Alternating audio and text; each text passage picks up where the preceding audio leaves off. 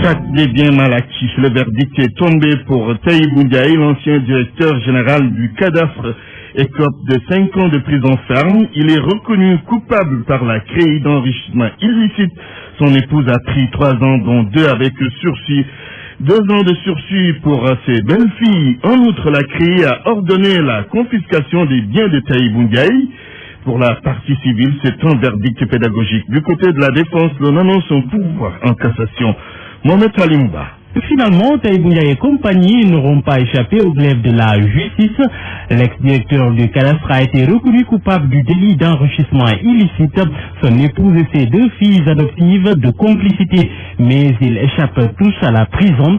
Le juge n'a pas décerné de mandat de dépôt à l'audience. Pour Maître Ali Fall, le plus important est ailleurs. Il est avocat de l'État. Cette condamnation n'est absolument pas surprenante. Mais moi, au-delà de cette condamnation d'aujourd'hui, j'espère juste que cette décision aura vocation, et celles qui l'ont précédé, à servir de pédagogie pour la gestion des affaires publiques. 5 ans de prison ferme pour Tahibou Ndiaye, 3 ans, dont 2 assortis de sursis pour Ndeya Bidjang, l'épouse du principal prévenu, 2 ans assortis de sursis pour les 2 filles de l'ancien directeur du cadastre. Les prévenus doivent payer aussi chacun plus de 2,6 milliards de francs CFA à titre de dommages et intérêts. La CREI ordonne la confiscation de tous leurs biens et fixe à 1 milliard de francs CFA d'intérêt au bénéfice de l'État du Sénégal.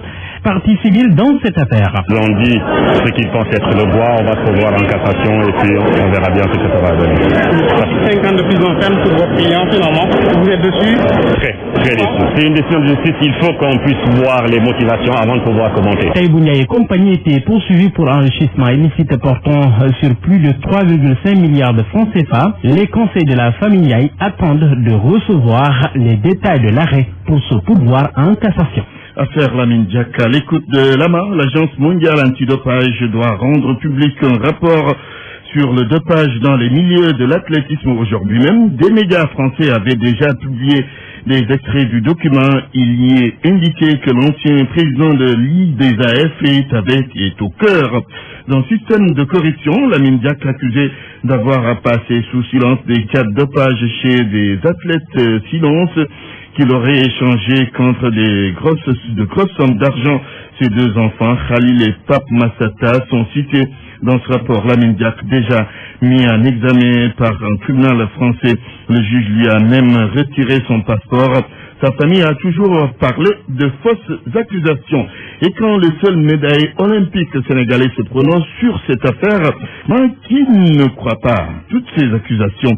Amadou Diaba au micro de Sodekan. En réaction, c'est comme vous tous, de stupéfaction et de compassion pour le président qui a beaucoup pour le sport sénégalais, ne serait-ce que le sport africain et mondial et ce qu'il représente pour nous tous quand nous étions jeunes, cette image du président Lamine Diak, c'est qu'il incarne ses valeurs et tout ça. Donc moi je suis dans l'expectative comme vous, j'ai lu les journaux, donc c'est une affaire de justice, bon laissons la justice partir, mais nous avons une compassion pour lui, pour toute sa famille et nous ne faisons que prier pour que le Tout-Puissant puisse sortir de ce pétrin, laver et qu'il revienne et retrouve toute la famille sportive et vraiment continuer à nous aider, à nous guider. Donc voilà, il n'y a que ça que je peux dire là-dessus. Donc je suis abattu comme tout le monde et donc voilà, nous attendons donc c'est la justice, donc on ne peut rien faire, on ne peut rien dire, mais une compassion et continuer nos prières pour lui. Toujours l'actualité judiciaire avec la reprise du procès d'Hissène Habré ce matin à la barre. Un certain Clément Abeille Fouta, dénommé ou appelé donc le fossoyeur. L'information a failli passer sous le nez la barbe des journalistes. Il s'agit du vol d'argent opéré ces derniers jours au domicile du directeur général de l'IPRES à Tivaouane. 100 millions de francs CFA, c'est le montant avancé, mais Mamadou Simbeng, qui ne veut pas donner de chiffres, accusant de ses adversaires politiques d'avancer ce montant pour les décrédibiliser. La personne présumée auteur de ce vol sera jugée mercredi prochain à Thiès. Explication, cher Ante Diop.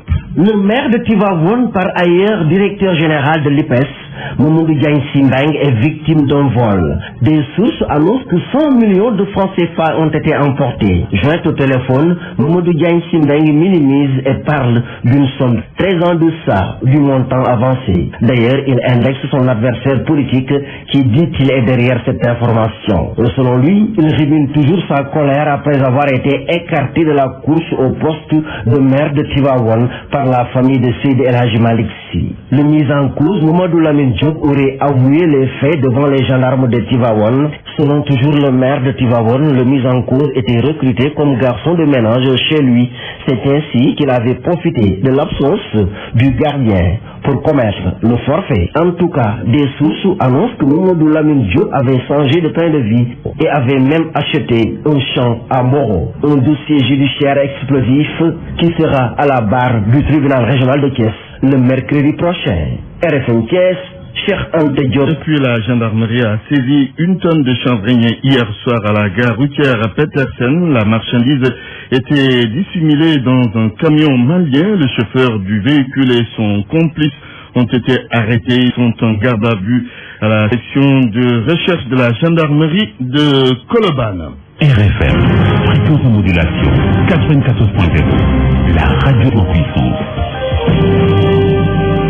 Le M23 a divisé depuis quelque temps. La question est de savoir à quel leader se fier. Mamadou Mbodj et Abdourahmane Sow, les deux responsables du M23, donnent des arguments sur la légitimité de leur mouvement. Le sociologue Mamadou Andi Mao n'est pas surpris par cette scission. Les détails dans ce mini-dossier réalisé par Mamadou Amardion. Deux mouvements qui réclament le même nom, M23, le mouvement du 23 juin uni hier est aujourd'hui divisé. D'un côté, le M23 du coordonnateur Mamadou Mbodj. Le M23 est constitué d'organisations de la société civile, de partis politiques et de personnalités indépendantes. Et quand il s'est agi maintenant, après l'alternance, d'aller vers une formalisation, c'est cette sous-commission de la commission des jeunes qui, à un moment donné, a considéré que ces membres ne devaient pas aller dans le cadre de la formalisation. De l'autre côté, il y a l'autre M23, d'Abdourahmane Sow. C'est que quand on a commencé à dénoncer ce qu'on a estimé comme dérive commise par le pouvoir nouvellement installé, c'est-à-dire Macky Sall et son pouvoir,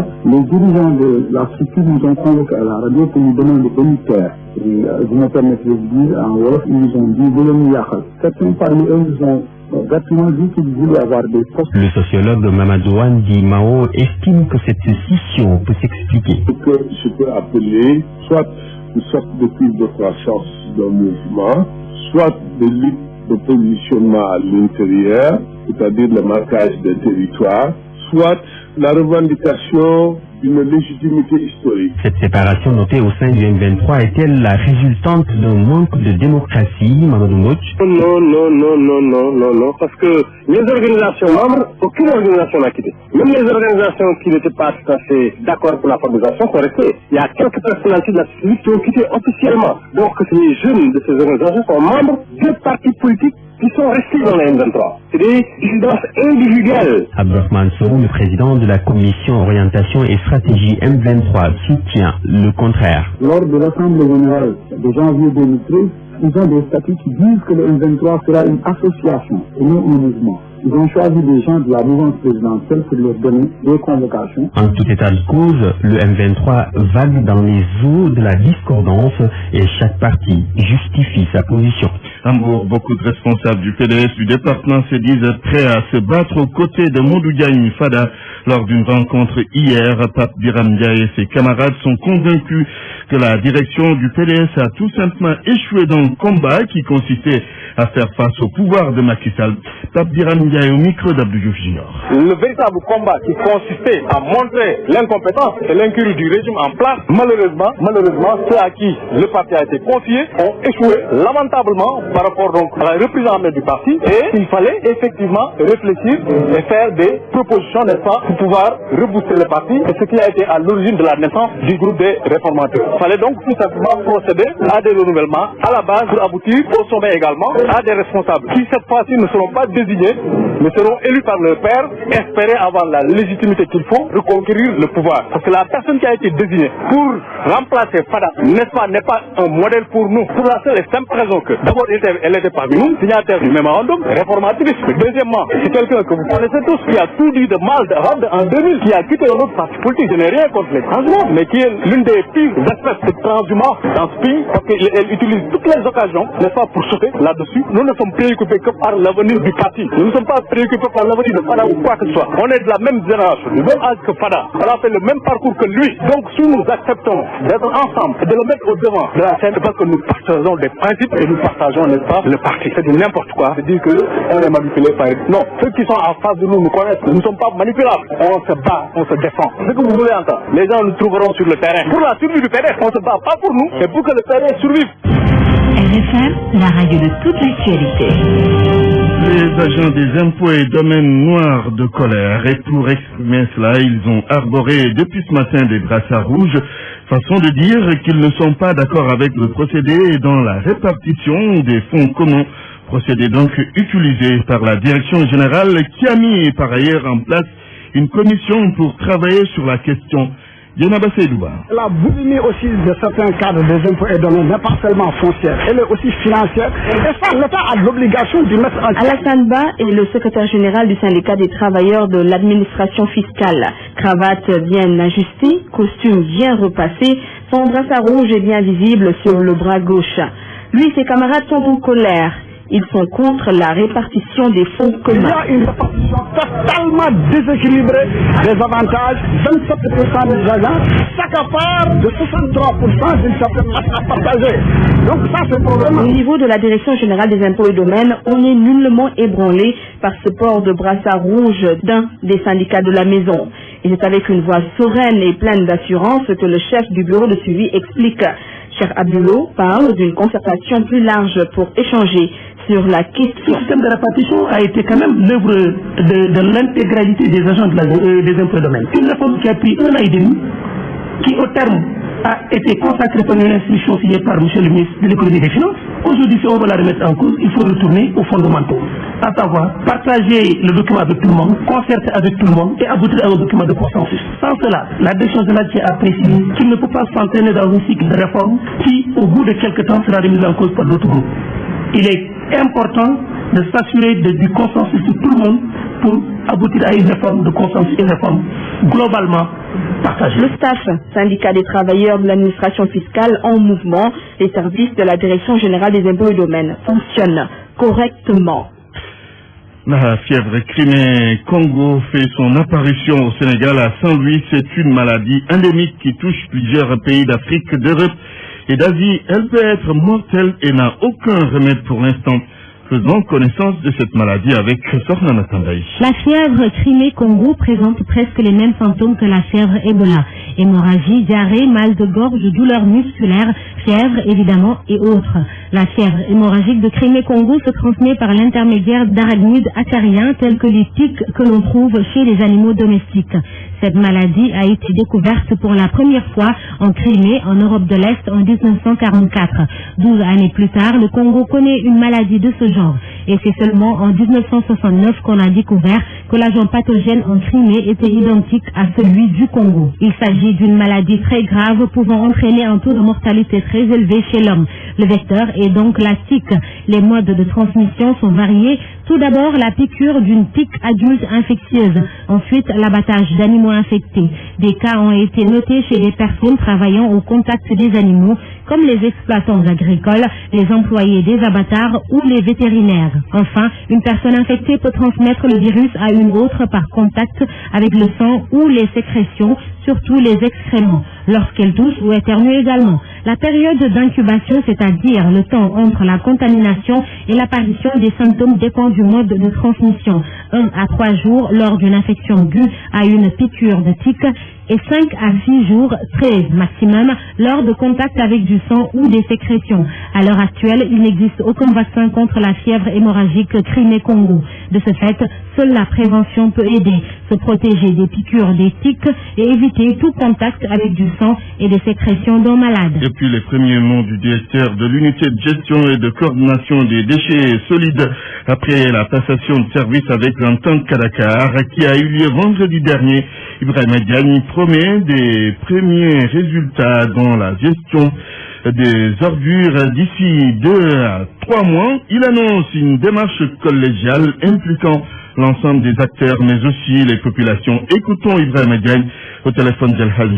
Dans l'issue de notre société, deux objectifs très clairs. Le premier, c'est de garantir le service, la qualité du service aux producteurs de déchets. Aujourd'hui, que les populations puissent quand même bénéficier d'un service de qualité, mais aussi que tout ceci puisse se faire en préservant, surtout en améliorant plutôt les conditions de travail du personnel du nettoiement. Donc, ces deux lignes directrices que nous avons reçues de nos autorités, nous sommes en train de travailler sur une feuille de route qui devra permettre quand même effectivement de les faire. Nous comptons quand même dans les 10 prochains jours vraiment d'engager les actions douanes pour quand même vraiment répondre à ces objectifs. Mais on espère que quand même d'ici 3 mois, on pourra avoir quand même les premiers résultats. Et surtout, on devra s'inscrire dans la durabilité, même si ce n'est pas vraiment de faire des actions ou de plats, mais plutôt de s'inscrire dans une durabilité, mais surtout avec les parties prenantes. Nous avons déjà proposé la mise en place de cadres d'intervention collégiales. Aujourd'hui, nous allons mettre en place des plages collégiales de travail qui intègrent les élus qui sont effectivement les maîtres du lieu, qui intègrent l'administration territoriale, qui intègrent le service de concentré de l'État, mais aussi les acteurs communautaires. Aujourd'hui, les populations, il faut qu'on les implique dans ce que nous faisons. Les premiers résultats donc de l'UGC attendus donc dans 2 à 3 mois. Ibrahima Diagne l'a annoncé il y a quelques instants. L'actualité internationale.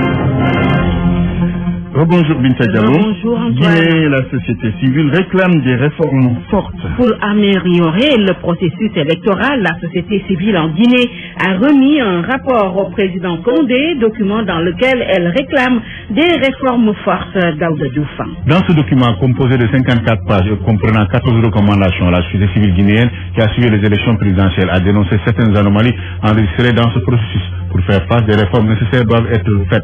Le rapport qui comporte 14 recommandations axées sur le fonctionnement de la commission électorale indépendante, la révision de la loi électorale, l'amélioration de la communication, du découpage électoral et du fichier électoral. Dans son face-à-face avec le président nouvellement réélu Alpha Condé, la société civile souhaite l'instauration de la transparence dans la gestion financière du budget électoral, l'amélioration de la logistique électorale, de la loi électorale et l'accès des partis politiques aux médias d'État pour une bonne tenue des élections. Et enfin, pour désamorcer le climat politique à la société civile guinéenne, pour un dialogue politique. En réponse, le chef de l'État Alpha Condé dit avoir pris bonne note des recommandations de cette société civile. La question ethnique ne doit pas figurer dans la campagne électorale au Burkina Faso. Et ce sont les intellectuels burkinabés qui haussent le ton. Pas de question ethnique dans les propos de campagne. À l'unanimité, ils appellent la classe politique à un discours responsable. La société civile et les intellectuels burkinabés demandent à la justice de sanctionner par ailleurs toute déclaration politique déviante. Nigeria, heure entre adversaires politiques, bilan 7 morts. Et une quinzaine de blessés. La tension après l'annulation de l'élection du gouverneur de l'état de Taraba, localité située à l'est du Nigeria. Les détails avec Seynabou Diédou. Au moins 7 morts et 15 blessés dans les heurts entre supporters du Parti démocratique populaire et ceux de l'APC du Congrès progressiste. À l'origine de ces heurts, l'annulation de l'élection du gouverneur de l'État de Taraba dans l'est du Nigeria. Plusieurs habitations et commerces ont brûlé au cours de ces violences. Son tribunal électoral de la capitale Abuja a jugé que la candidate de l'APC, Aïcha Al-Hassan, avocate de confession musulmane, est la gagnante de l'élection, au lieu de son adversaire du PDP, Darius Ishaku, initialement déclaré vainqueur. Ce dernier compte faire appel de la décision du tribunal qui a invalidé son élection parce qu'il n'a pas été choisi dans les règles par son parti pour se porter candidat. Toutefois, selon des résidents, les violences ont pris un tour confessionnel entre les supporters musulmans de l'APC et ceux chrétiens du PDP. Et puis Binta Diallo, le Burundi au menu de la réunion du Conseil de sécurité de l'ONU. L'escalade de la violence, Antoine, à Bujumbura inquiète les Nations Unies. C'est pourquoi une réunion d'urgence a été convoquée aujourd'hui par le Conseil de sécurité de l'ONU. Ce week-end, 9 personnes ont été tuées dans la capitale Bujumbura. Hier dimanche, les forces de l'ordre ont encerclé et barricadé le quartier contestataire de Mutakura, déserté par ses habitants. C'était l'actualité internationale avec Binta Diallo. Merci. Parole aux auditeurs. L'actualité, qu'en pensez-vous? Moi, je pense que vous devez. Réagissez dans nos éditions d'information sur l'actualité. Bonjour. Bienvenue sur cette antenne RFM. Du lundi au vendredi, vous avez la parole sur RFM. Point de vue forum de Dakar sur la paix et la sécurité. Qu'attendez-vous de cette rencontre qui se déroule dans un contexte d'insécurité réelle en Afrique? Vous pourrez vous prononcer sur la question de 12h30.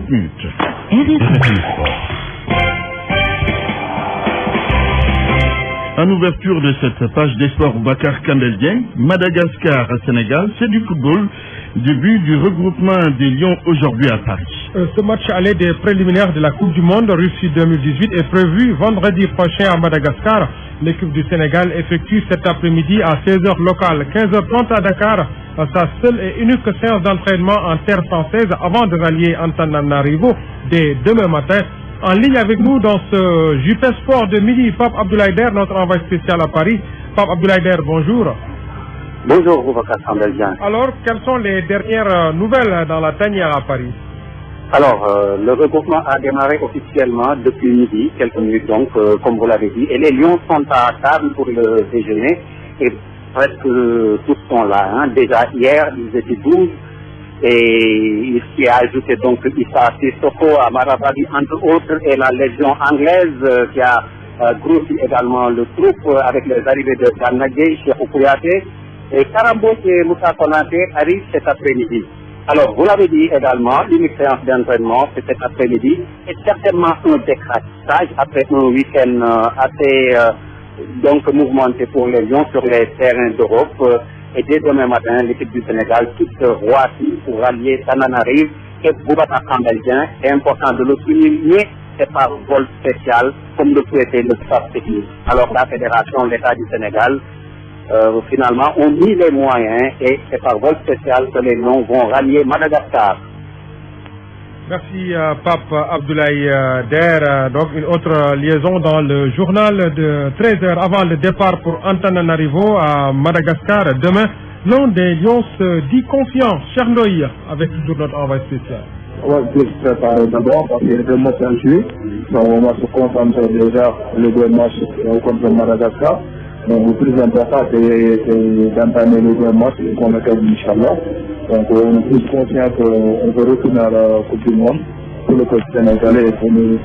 Et pour Madagascar, c'est un peu maintenu, est-ce que ça ne pose pas de problème de compromis que vous ne connaissez pas? Non, mais en matière de football, il n'y a pas de question à se poser.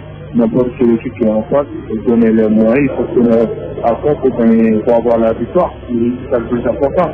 Et ça se joue sur 4 jours, on dirait un match KO. Non, on ne peut pas dire que ça va jouer ça ou ça. De toute façon, c'est un match comme dans d'autres matchs. Il faut se préparer sérieusement. Madagascar-Sénégal, c'est vendredi prochain. La match retour le mardi 17 novembre au stade de Léopold Sédar Senghor. Après ce tour, Antoine, tous les pays qualifiés vont être reversés dans les différentes poules de qualification au Mondial 2018. Football toujours avec la suite de la première journée de la Ligue 1. Choc cet après-midi entre Wakam et Djambar. C'est pour la fin des matchs. Coup d'envoi 16h. C'est au stade de Demba Diop. Il s'agit là du premier match de Malik Daf, ancien coach du port sur le banc du club Lebo face à Djambar. Et Malik Daf est déjà dans le bain Wakamois. Je me sens déjà dans cette famille de Wakamol. Aussi, Djambar reste une grosse rendue, mais je pense qu'en football tout est permis. Nous aussi, je pense que nous avons une bonne équipe. On va jouer contre une bonne équipe de Djambar. J'ai confiance à mon équipe parce que nous avons bien travaillé durant la phase de préparation. Nous avons fait des matchs amicaux, malgré qu'en face, il y a une belle équipe. Parce que j'ai eu à entraîner l'équipe de Djambar. Je sais que là-bas, les joueurs vont jouer au football. Donc, je pense que normalement, d'après ce que j'ai compris, normalement, nous devons avoir un bon match de football. Il y aura du beau football.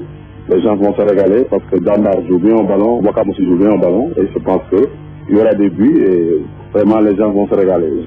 La Linguère est le premier leader provisoire de ce championnat, large vainqueur à domicile de leur match contre les Girafes de Dakar, 3-0 hier. Les Saint-Louisiens sont à égalité avec Niary Tally, l'US Gorée, l'AS Douane, la championne en titre, et le Guédiawaye Football Club. Au bas du tableau, deux gros calibres, le Girafes et le Casa Sport, battus par Gorée 0-1 hier à Ziguinchor. En Ligue 2, la première journée se poursuit cet après-midi. 3 matchs sont au programme. 15h30 au stade Amadou Barry de Guédiawaye, Dakar Sacré-Cœur qui joue contre Barguet de Kébémer. En seconde heure à 17h, le duel des anciens de la L1 AS Pikine, Port autonome de Dakar. À Dara, à 16h30, l'AS Dara reçoit Ndarguetch. La fin demain à Guédiawaye dès 15h30 avec Duc Kayor Foot suivi de Yego Tenguec FC. Club promu. L'autre club promu, Génération Foot, occupe provisoirement la première place du championnat avec l'Etix. Ces deux clubs, Antoine, ont remporté leur match avancé hier. Les Nawetan, avec la finale de la zone 6 de l'ODCAV de Dakar, elle se joue ce soir. Yoff Tongor rencontre Bokwar à 20h30 au stade Demba Diop. Tongor, l'ASC la plus titrée de cette zone et la détentrice du trophée. Bokwar, lui, voudra glaner sa première coupe en levée de rideau chez les cadets. Ngaparou va à l'assaut de Tongor. Affaire de corruption présumée à l'IDAF, on attend le rapport de l'amende tout à l'heure. Une affaire de corruption qui éclabousse certaines personnalités de l'I2AF, dont Lamine Diack, le Sénégalais. Selon Infosport, le rapport de l'Agence mondiale anti-dopage sera rendu public à 14h GMT. Le comité de direction, le comité directeur de la Fédération sénégalaise d'athlétisme tient sa réunion hebdomadaire cet après-midi, c'est à 16h au siège de l'instance dirigeante. Au stade Iba Mar Diop, cette rencontre intervient quelques jours après la mise en examen de Lamine Diack. L'ancien président de l'IAF est soupçonné de corruption passive dans des affaires d'anti-dopage. Et puis les journalistes africains à l'école de l'athlétisme. Depuis ce matin, une rencontre initiée par le centre de développement de Dakar. Son président est là, Chamoudou Diaba. Pour développer l'athlétisme dans tous les pays francophones et dans tous les pays lusophones, nous avons des stages et des séminaires chaque année. Nous pensons que la presse fait partie entière de notre famille. On a réuni tous les représentants de la presse des fédérations francophones ici à Dakar, avec l'expertise d'Anna Lignani qui s'occupe de la communication au niveau de l'IAF, pour les impliquer, les donner beaucoup plus de ce que nous faisons, comment tenir, comment divulguer les résultats, ne serait-ce pas uniquement les résultats, mais sur le plan technique aussi, leur dire comment ça se passe, comme ça ils vont très bien couvrir l'athlétisme. Elhadji Amadou Diaba lutte avec frappe pour terminer. Antoine, le promoteur du combat bombardier Rocky Balboa, entendu cet après-midi au CNG. Mansour Aou devra plaider pour la tenue de ce choc de l'arène qu'il compte délocaliser en Europe. Le docteur Alioune Sarr, président du comité national de gestion de la lutte, et ses collaborateurs demandent des garanties solides à M. Aou avant de revenir éventuellement sur leur décision. D'emblée, ils se sont opposés à l'organisation de cette confrontation entre le roi des arènes Bombardier et le lutteur sénégalais expatrié en Suisse, Rocky Balboa. Le rendez-vous, le promoteur et le bureau du CNG, ce rendez-vous est prévu cet après-midi à partir de 17h au stade de Léopold Sédar Senghor. Le combat est annoncé pour le 4 avril 2016 à Genève ou à Paris. Merci, Boubacar Kambelien.